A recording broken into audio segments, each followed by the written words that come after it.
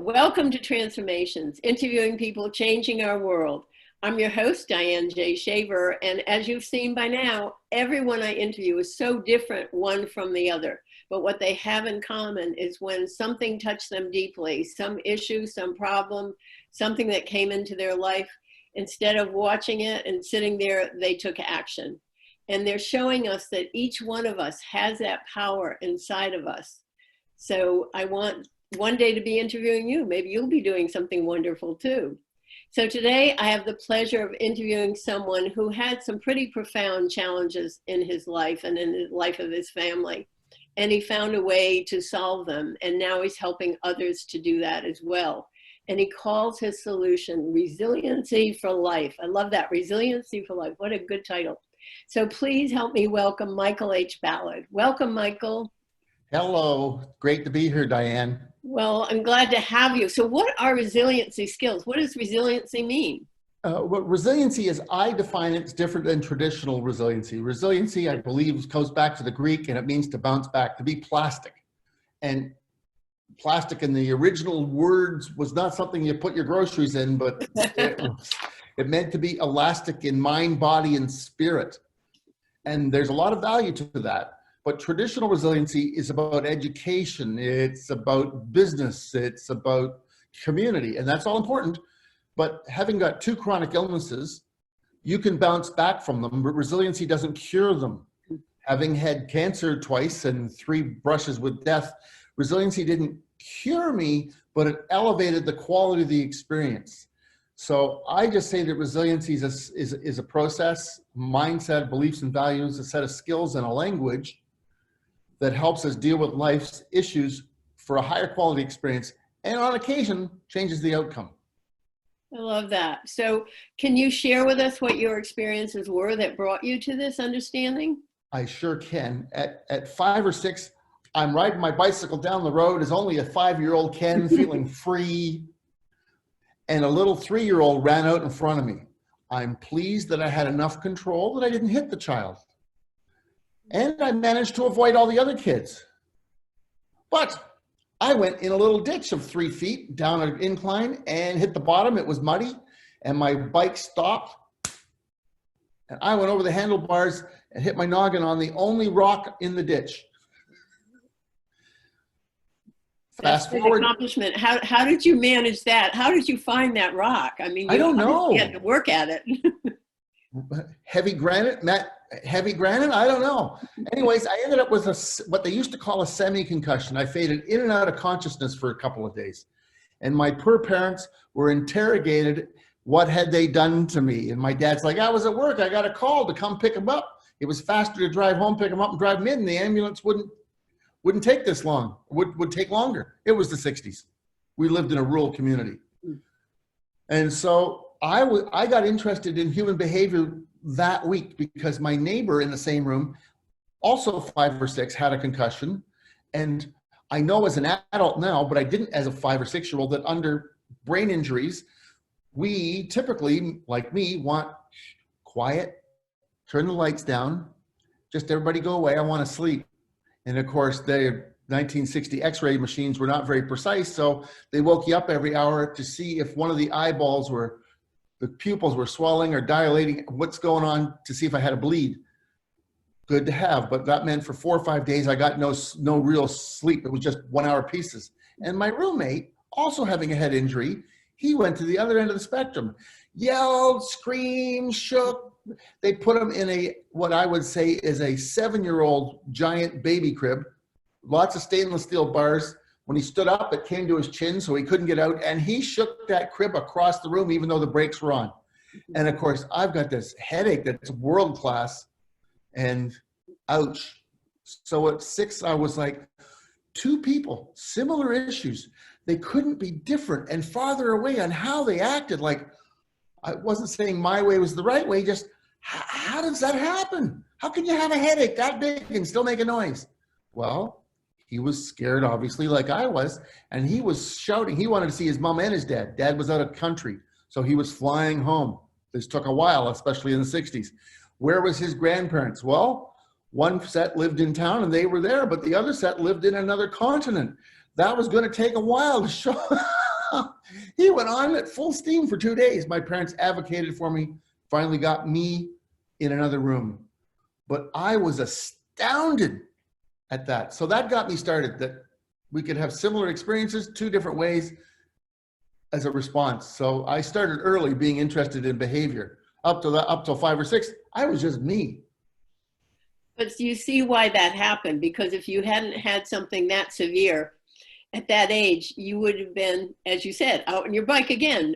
Oh, yeah, I would have never thought about 2 people could have a different experience. I figured an injury was an injury and we'd all respond pretty much the same way, stay in the same lane. Nope. So that got me started.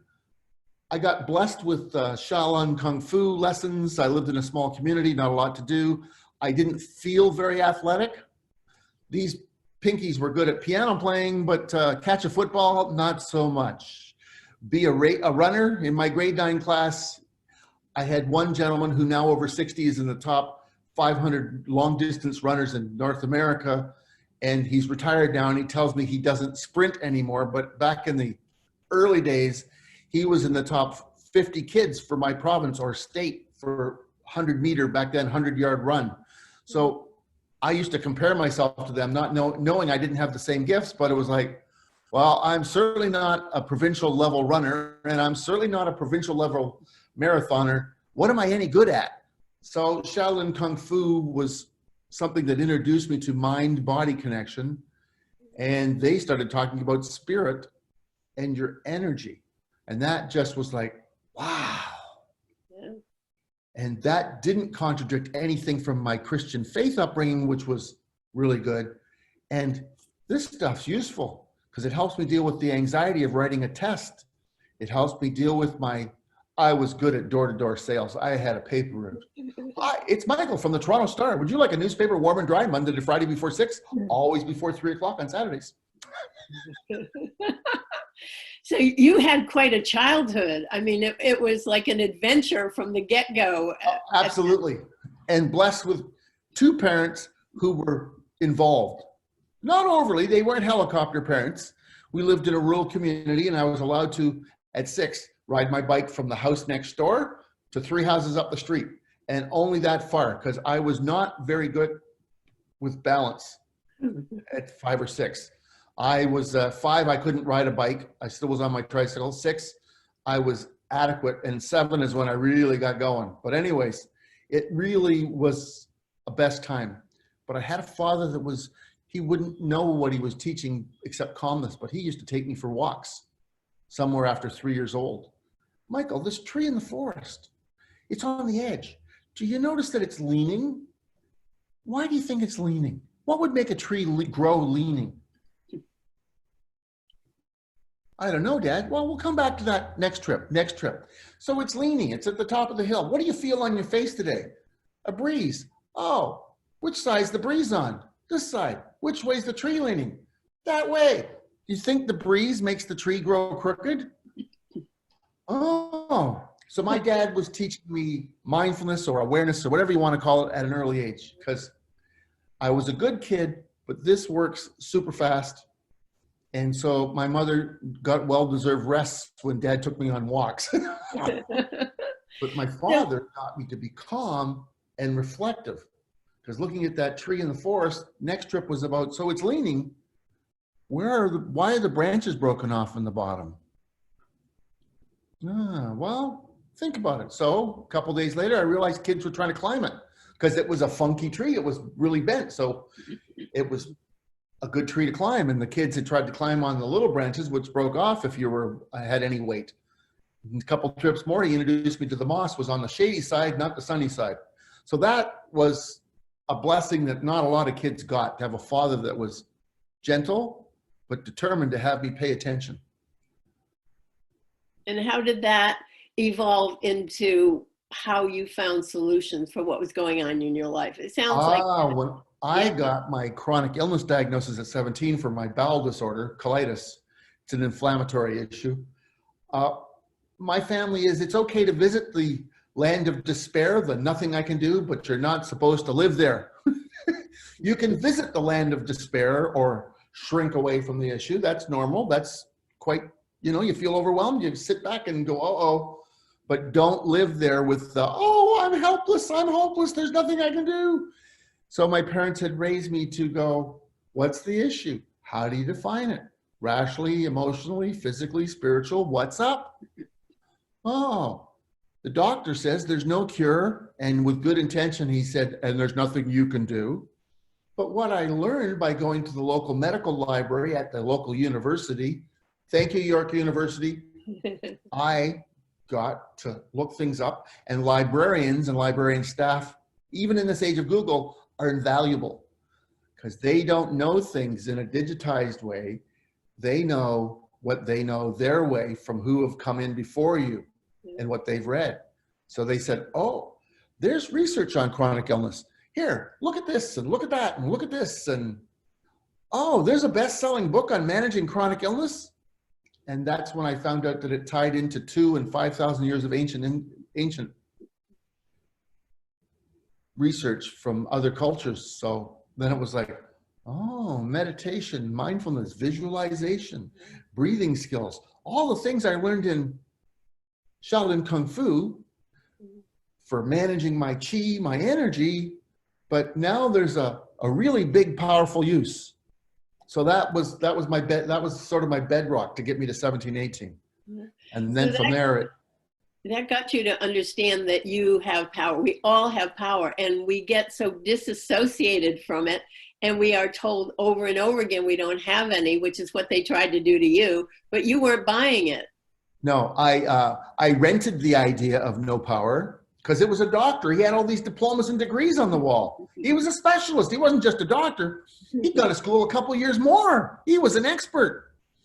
But with all respect and disrespect to experts, be careful when you talk outside of your category of knowledge. He was a plumbing expert. He wasn't a neurologist. He wasn't a psychologist, a psychiatrist. And the research was already starting to show in 4 other chronic illnesses that they could reduce chronic illness symptoms and severity by 20%. They could reduce the costs of managing the illness by over 30%. Well, I like to be productive. I like to go out and exercise and play and have fun. When you're ill, it's really hard to do that. So that was my new baseline, that I had some power and control. No cures, but I had control, and it was really great. Within a year, I went 3 years with no symptoms, which boggled them because under the microscope, I still had issues. So how would you define cure? You're making a big distinction between cure and care, whatever you're calling it. Yeah, well, I care for me through mind-body skills and being resilient. And so cure means it goes away. There's no trace left. But for me, care meant, because I went 3 years with no symptoms, I knew it wasn't cured because they took tissue samples, and under the microscope, I still had the issue, but I had no symptoms. So for me, caring means I'm managing myself with the DNA I have. And so not a character flaw, but it is interesting that I had something that nobody else in the family before me had ever had before. Typically, it goes through families. You know, if you've got it, then possibly your parents or an auntie or an uncle had it, or a grandparent, or a great uncle or aunt. But in my case, I was special. I was the first one ever. And you know that we can switch on and off parts of our DNA. So hereditary diseases don't really have to exist. We have that power too. Yes, so I say it the way I say it because I don't want to raise expectations, because some don't have the mental, physical, emotional, spiritual wherewithal or the financial capacity to get some of the things we need to fight the fight. So Shaolin Kung Fu gave me a lot of emotional, physical, spiritual skills because they really got me to integrate. You know, it was great to have my faith and have a intellectual, emotional, spiritual belief system, but I never went out and physically practiced them. Where Shaolin Kung Fu would say, you're going to pretend that this person is your adversary. They're going to pretend that you're their adversary. And you're going to practice the skill of blocking harm. Huh? He's going to pretend, he's going to attempt to kick you and physically hit you. And you're going to go, no, thank you. And you're going to throw what we call blocks. But you're not just blocking a physical. You're blocking an emotional, intellectual attack. And energy, that's a lot of it. I did Yes. that too. Yeah. So it was one of those wow moments in life. But that opened up a whole avenue of beliefs for empowerment. So I had a couple of nasty experiences. I got robbed by a motorcycle gang at 19. Was I scared? And I learned that if you use deflection, they won't hurt you. I help them steal a little extra. And if your hands are full, you can't hit me. So would you like some taillights for those motorcycles? Would you like some headlight bulbs for those motorcycles? I got the key to the storage room. My manager, per man, dropped the blinds, locked his door, and hid under his desk. So at 19, I was in charge of 16 and 17-year-olds. I was 158 pounds, dripping wet. The motorcycle gang, they were all 6-foot burly guys. So being resilient for me is about thriving and flourishing despite what you're going through. And yes, we can turn off our DNA that harms us, but for most people, that's so out of their belief systems at this point that I'll mention it maybe over time, but up in the beginning, I want to tell you that you can manage better. You can do better, because that I can get people, I call it getting a toe in the door of their mind. Yeah. And that I can do. Yeah, that makes perfect sense, because sometimes if you go in too much, and it's something that frightens people, I think sometimes. So I think you are right on target. So I've actually had people get mad at me. These are people with high levels of education. Not many people, but one or two every couple of years. Are you telling me I caused my own cancer? I'm not saying that. I'm saying that we can manage the journey with less fear and less physical, emotional pain. I'm not saying we could change the outcome. It might be possible. Some say I changed my outcome. I won't take that credit. That's too far along the path. But I can say I had an incredible journey. I had an incredible experience. And eventually, because I was in and out so often for 7 years, I got called on to go to the psych ward, talk to the difficult patients whose faith leaders, doctors, surgeons, and religious leaders couldn't get through to. And I had a pretty big track record at helping people change course. Change outcomes? Not always, no. But have a higher quality experience? Absolutely. Because what sort of legacy do you want to leave when you're physically ill for your family? Do you want to go in peace because you fought the fight? Or you want to go angry, pushing everybody away because you're swearing and throwing furniture? I mean, where do you want to be on this?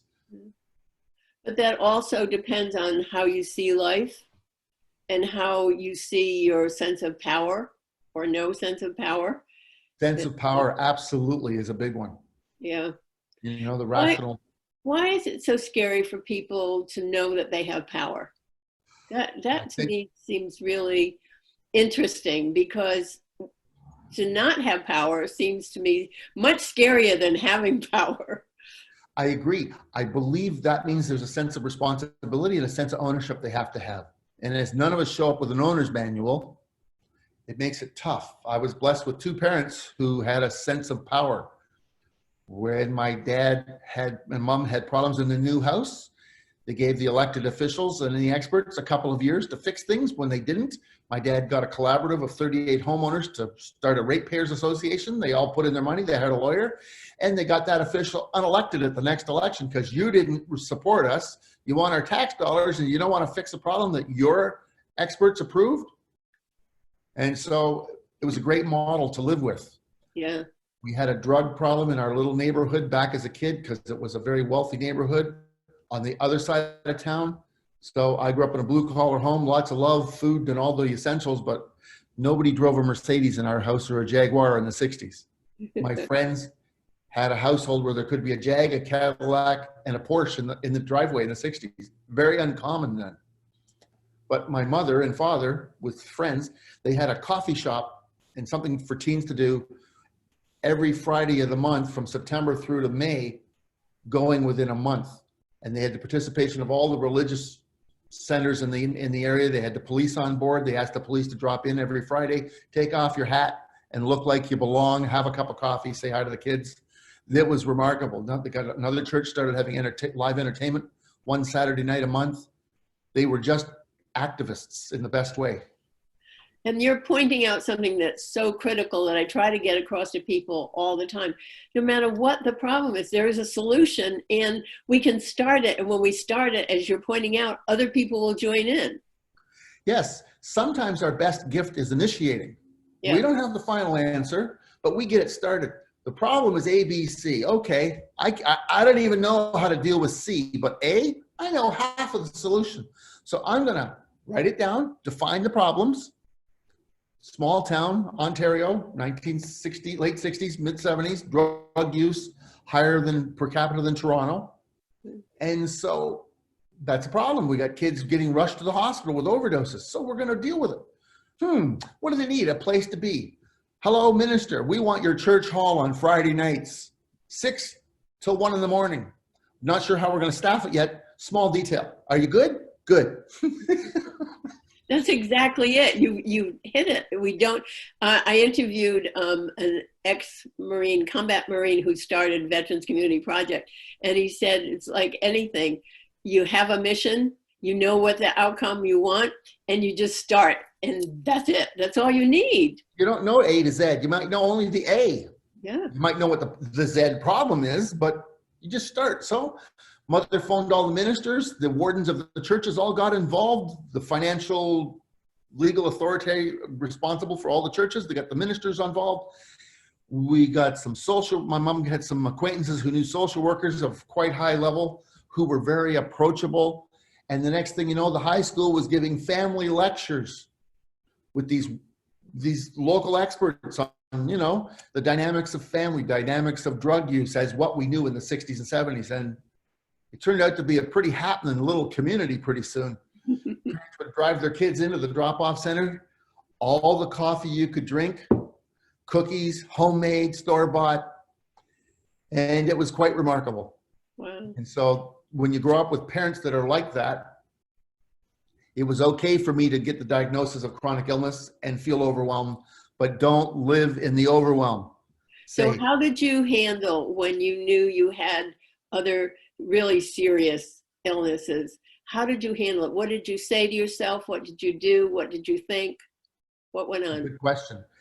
Well, in the beginning, it set me aback for a couple of minutes. Sure. So I have a digestive tract cancer. It's quite extensive. It's so big that it's going to block my digestive tract, and I might not live if we don't have surgery within days, if a couple of weeks. Okay, that explains the pain and the digestive upset. So I got them to define it again. Let me say it twice because I'm in shock. I could die. Like, are you kidding me? I'm only 26, 27. I got plans. I'm good for 90 more years, 60 more years. Anyways, and then it was like, okay, when am I back? What else do I need to do? Okay, let me take care of a couple of things. So on the way home, I had moved for work, and my spouse then, we'd moved to another province or another state. So I went to my lawyer that we used for buying the house and said, it's like this. I just got a serious diagnosis of cancer, and it looks like it might have spread. I won't know till surgery day because this was the 80s. MRIs didn't exist. CAT scans or CT scans were just starting, and my hospital wasn't rich. They weren't available yet. So I said to the lawyer, I need a new will. I want it registered here so that if I die, my wife doesn't have to do things out of province and fly back and forth and, it's more expensive and slows the process down. So I took responsibility that I had to do the most important thing was legally get a new will. She's the sole beneficiary. And, a couple of codicils, tell my mother and father I loved them and they were amazing. Tell my brothers they were amazing and my sister's amazing. Now, kind of fight for my life. Go to the real estate agent. Hey, Peter, we just bought off you 9 months ago, but just got big news. I want to give you some important numbers because if I die, my wife will use your services because we trust you 10 out of 10. Poor guy, the blood drained out of him. But I had to do this. And then I phoned my moving company that had moved me because it was a corporate gig I had gone to Nova Scotia for. Same thing. He was like, oh yeah, sure, Michael, anything. If anything, we'll give you a special, your spouse a discount. So really thanks to them. So then I went home and had a good cry. Hadn't told my wife yet. Picked her up at the end of the day, drove her home. Are you okay? No. We had the big talk. I had a good cry. She had a good cry. Then I was like, okay, time to use anger for positive means. I'm going to fight this. So one of the things I have learned is that human beings are also energy. So I did not want sympathy or empathy. I wanted energy. So I phoned, being an extrovert, and I once was tested and they said I'm in the top 0.1 percentile for extroversion. Who me? Who knew? And because of my work, I had a very professional address book with 400 or 500 contact names in it, business cards. I phoned 190 plus people. Boy, did I have a long distance bill. No carrier special packages back in the 70s. But I phoned all over North America to people I knew, loved, and respected. Hey, it's Michael. How are you? Long time no talk. I need you to get a pen and paper because I have a big favor to ask. Won't cost you much money, but a buck or two, but I need a favor. So they get a pen and paper. I said, I'm going to give you my address.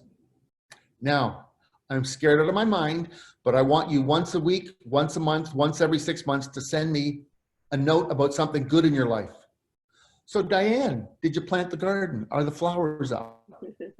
Fred, how's the vegetable garden? Are the zucchinis on schedule this year for being biggest ever? How's that niece's piano recital? I know last year she achieved grade 4 in the conservatory and she's working on her grade 6. Did she going to do it this year? Send me a picture. So I ask people not for sympathy or empathy. I want something that's going well in your life and share it with me.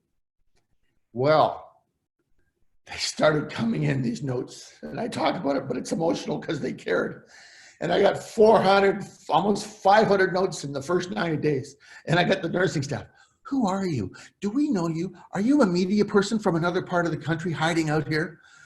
What do you do for a living? Why are all these people sending? And I said, I asked for loving respect and nurturing. Oh, wow, nothing's ever happened like this in my career, said a nurse with 30 years experience. I said, well, I'm not better than anybody else. I'm just different. I have plans and cancer is a huge speed bump, but I'll be darned if I'm going down whimpering. Going to hit it on every level. So somewhere in the 2-week mark, my dad phones up and he's had a bad day at work and he said, son, I'm angry that you're ill. I said, Dad, welcome to my world. I'm angry, I'm ill too, but I'm trying not to focus on anger because it doesn't do me any good. But I have a good cry every day, so that helps. He said, well, I don't know what to do. I said, I know what you can do. I remembered you talked about last year that your company has intranet. So before we could all talk to each other in this wonderful medium, major corporations had satellite uplinks. And my father was a technical guru for a major Fortune 500 company. And I remember him talking about being in technical meetings all over the world, Pakistan, Israel, England, all over the States. He had business connections with these technical experts. I said, Dad, here's what I need you to do. I want you to write them and tell your son, by now we know I have stage 3 hepatic flexure and it's spread to 3 other locations. One of those is stage 3. And the other 2 are stage 2, but it was moving around. So scary stuff. So they think they got it all, but they don't know if they got it all. So I want you to tell them that when they go to their house of worship, to pray for Michael to have the courage to cope and the wisdom to cope and heal. I forgot to ask for pain management. Careful what you ask for, or don't. Within 2 weeks, I felt euphoric, or not less than 2 weeks. My pain medicine was half of what they thought I should have. I was down to 137 pounds because the surgery was reconstructive for digestive tract. So no fuel in the normal way because it risks infection and it disrupts the healing process. And the nursing staff and the doctors were like, you're doing so well. This is remarkable. I said, I got a big team. I don't believe I needed 63 groups, but my dad started phoning me once a week. You're in a revival hall in Atlanta, Georgia, where they don't have a formal worship service. They just sing. They open with the reading, and then they ask people, what do you want us to sing about and pray about? He said, so they've done a couple of songs for you, Michael. I bet you felt it. I said, oh, Dad, it's like nothing I've ever experienced. You're in a mosque in Israel, my boy. You're in a temple in India. He said, this is something. So I only have one regret. I wish I had a list of these religious homes, because I would have loved to visit a couple of dozen of them, because I experienced the power of faith and uplifting when the multitudes speak. So do I feel privileged, honored? But you got to ask. Yeah, So, and that goes back to how most of us view ourselves, like not enough, not worth enough, not worthy. And I'm watching that happen and pretty close to home, somebody who's quite ill and just accepting it. And there's nothing you can do for somebody who doesn't feel their own worth.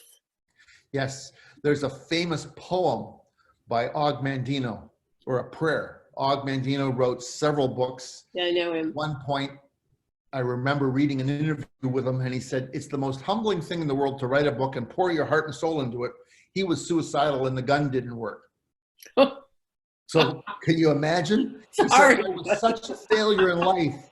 And I was such a failure that the gun didn't even work when I tried to take my own life. So he discovered a new purpose, and his books are very powerful to me. And one of them has a prayer in it.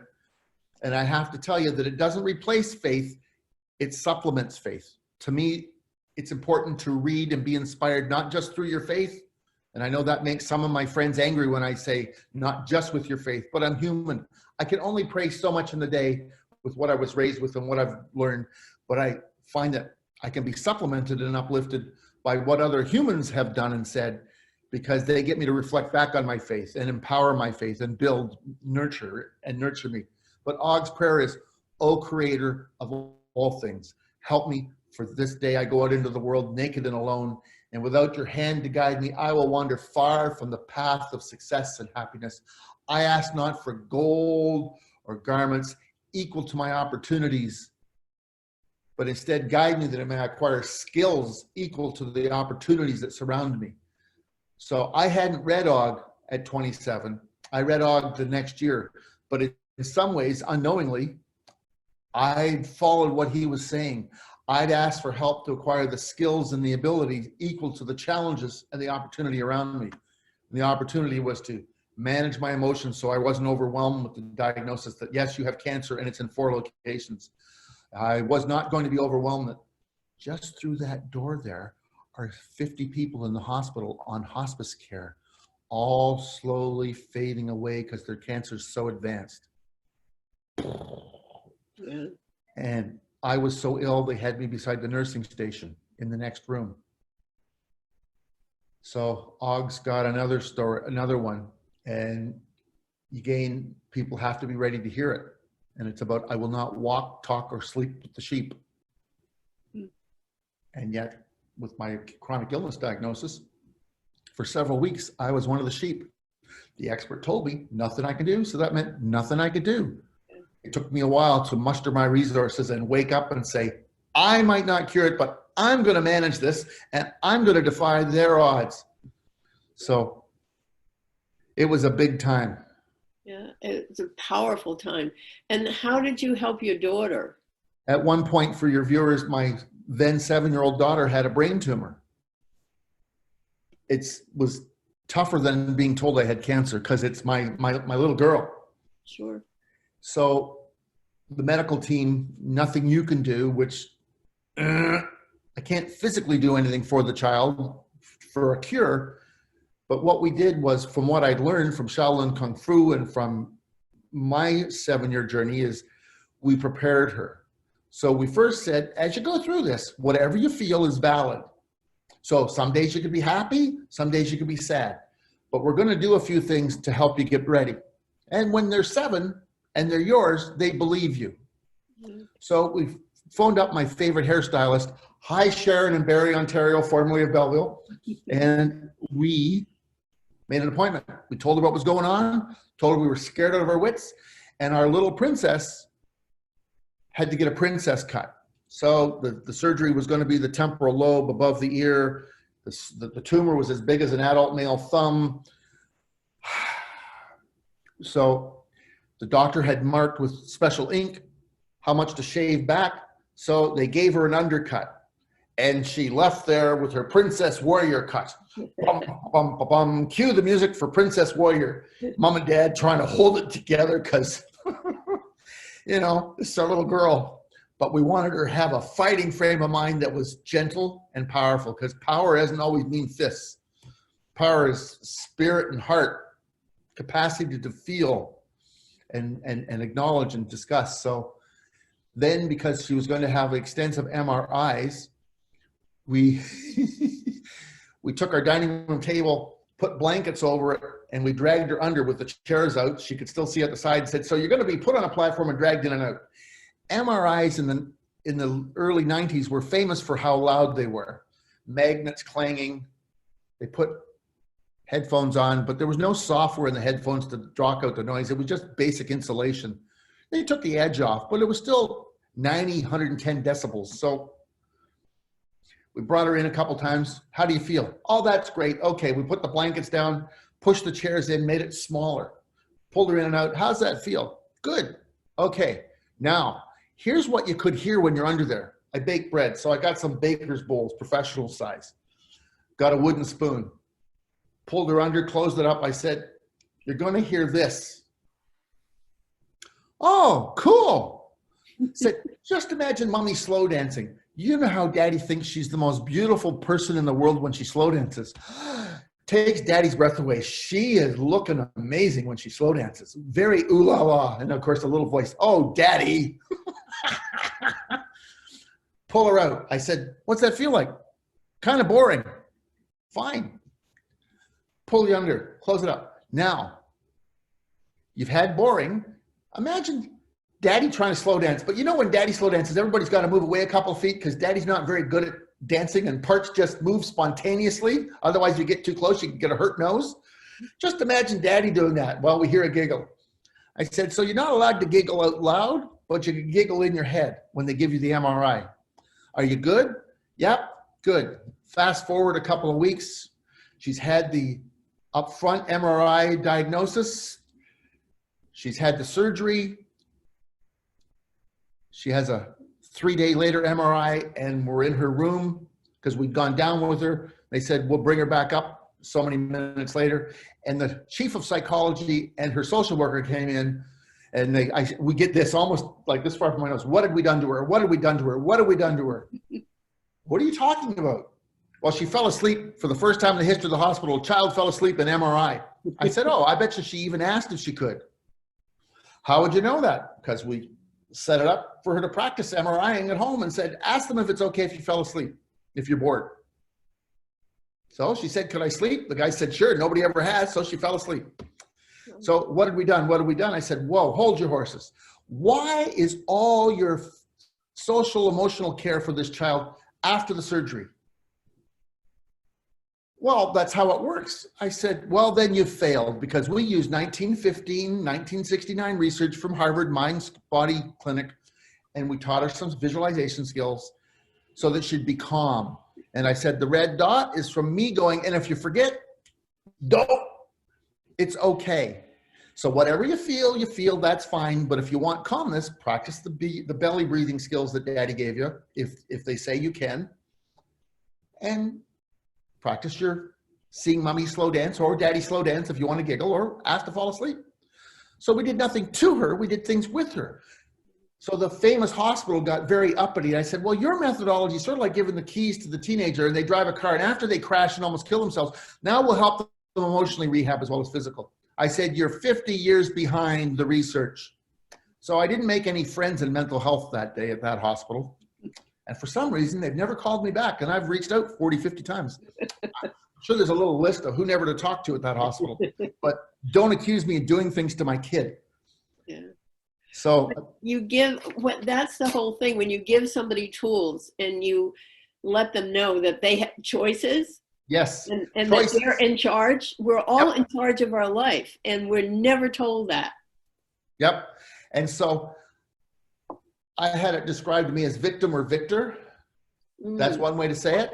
Stretch away from the issue. I've certainly done that my share of times. Stretch into the issue. Both are valid. Shrinking away from an issue is how you stay safe. as I've said to a couple of friends, if there was ever gunshots in a restaurant when I'm out eating and you don't move when I say get down, I'm going to grab you and get you down to the floor. And if I bonk your head along the way, tough. I want you safe. Yeah. So shrinking away from an issue till you know what it is and you understand what it's going to cost and what it is and when it's going to happen, that's safe behavior. But you can't live shrinking away from emotional and physical issues that are out there. But usually safe means that we're responding in a conditioned way and we're responding to what we've been told. And we're not responding to what's going on inside of us. Yes, I had a large client back in the day, a couple of $1 million in business when I was in corporate, and attempting to stay respectful. He was 40 years old going on 7. There was a hurt little boy in there, and that's what you got often, because he would get angry and have almost temper tantrums. And I remember saying to him one day, I just want to make you more money. I don't know what your problem is. Then I phoned my manager, said, I've done this for 4 years. It's time for me to get out of here, either with the company or without the company, because I'm done. I'm not handling this guy anymore. I put up with his nastiness for 4 years. He'd say the vulgarest things, trying to be in charge. Wow. And I just refused to play. Wow. That's sorry, but that's so reminiscent of something that's going on in the States at the current time. And I will leave it there. Absolutely. Absolutely. Yeah. And you see it happening politically and corporately and in healthcare and in education all the time. Yeah. Yep. So what is it that we need to address in schools, in churches, with parents, so that people begin to understand that they don't have to put up with things the way they are, that they can create whole other scenarios for their life? What do we need to do? Well, resiliency, as I understand it, is start in the beginning of how has life defined you? So some of the things that we have in here for how we've been defined come with relatives with love and respect, and that's pretty amazing. So some of the things we've been told, though, are out and out lies, and just as bad, but more confusing, is the half-truths. So we all have what I call an invisible dictionary. And if you open up your invisible dictionary that only you can see, there's words, phrases, videos, audios, feelings, smells, all our senses that divide into these 3 categories as I understand it. Those that are positive and uplifting, those that are confused, half and half, or 1% and 99%, back and forth, and others that are out and out wrong or nastily stated. So my grade 1 teacher, Miss Doris M. Patton, who I will love forever, and she passed a long time ago, but for me, she was a game changer. Within 2 weeks of grade 1, she realized that Michael had some learning challenges. I had to take a letter home for my parents to sign and bring back and have my parents come for a meeting. You're in grade 1, you're trying to fit in, you've got all these new friends, woohoo! And in that letter, she framed my educational experience within the first 2 weeks. Because fast forward for many years in high school, took me 7 years to get 4 years of school. I never got my grade 13 in the 5th year.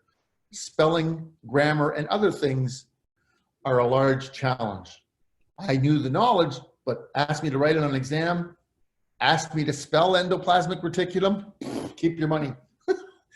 Miss Patton said, Michael has challenges with printing and, my words now, small motor control.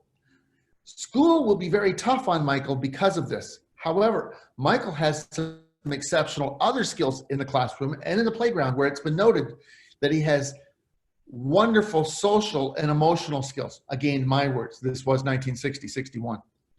So, school's going to be tough on me, but I have gifts in the classroom and outside of the classroom far exceeding others. Well, did I ever hang on to that for the rest of my educational experience? Because my grade 2 teacher had an evaluator in the classroom once a month minimum for grade 2. She was the nastiest piece of work I'd ever had. Who makes kids in grade 2 cry about their incompetence? And so she made my friends Janet and Mary cry about math. She made other kids cry about music. Why can't you sing as well as Robbie and Michael? She'd say that to the other 20 odd kids in the class. Why can't you do math as good as, there was two other Michaels, as Michael L? Why can't you do this like Patrick? I mean, it was just profoundly nasty. So because I was blessed with her definition of me and my parents, it helped me understand that it wasn't me, it was her. So being a bold so-and-so, I helped Mary and her friend, and I've just gone blank on the other name I just used, and we cheated on math exams. I helped them always get a 60 to 70 so that they didn't get yelled at. Because you don't pick on my friends. It would have, one thing if she'd have said, I'm sad that some of you aren't passing. But no, she named names trying to shame and blame. It was great too. So part of it is helping kids own their own, helping adults own their own definition.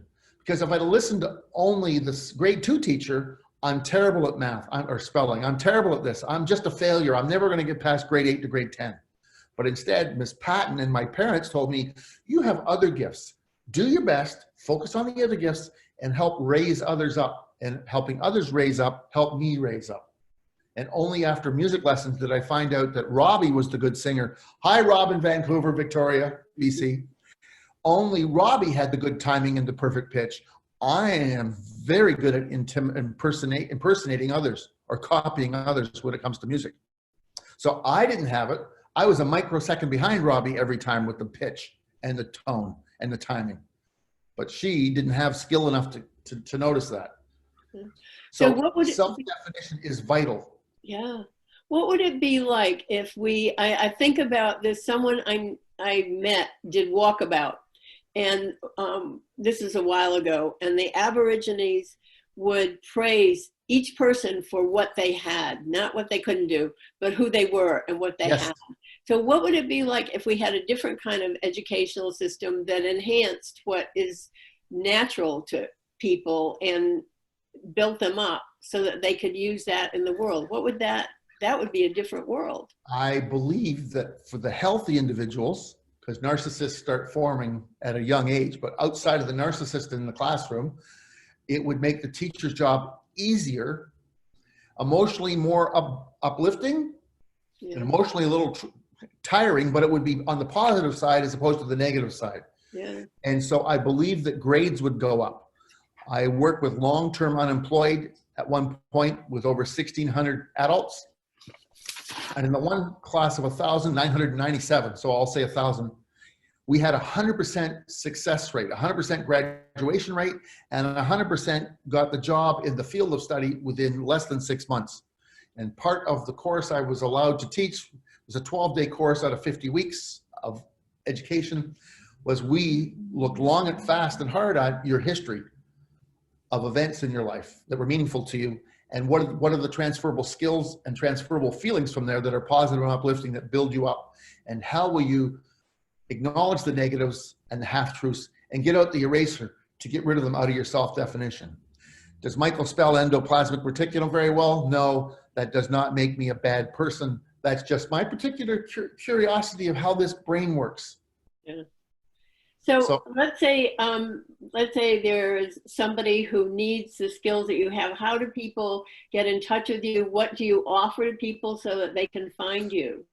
Oh, well, thank you. Well, we have an online school. We're going to be bringing out a brand new online school over the next few months where people can take a video training course. We're going to be doing some live video courses in the next few months.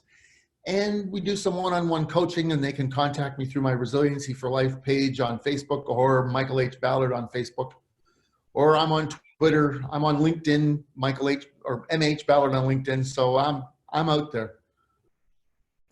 Good. So because people need this, they need this kind of so much, yes. Because it's not getting better, except in pockets, and that's why I interview people all over the world. There are a lot of people like you, like me, who are just like, we're going to do this. We don't care. We're going to do this. So thank you so much. If you want to hang around a second after, there's something I want to share with you.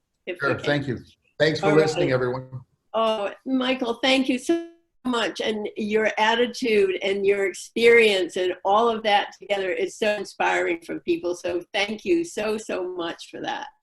Oh, And you're thank welcome. you to our audience for being here at Transformations, interviewing people, changing our world. We've seen once again, somebody had a pretty severe issue come up and they found a way to solve it. So we all have that power within us. So maybe one day I'll be interviewing you. So this is your host, Diane J. Shaver, asking you and inviting you to join us again when I interview another world changer. You can see us again at www.transformationspodcast.com, and all links are there to YouTube, social media, everything is there. So I will see you again, and thank you. Thank you.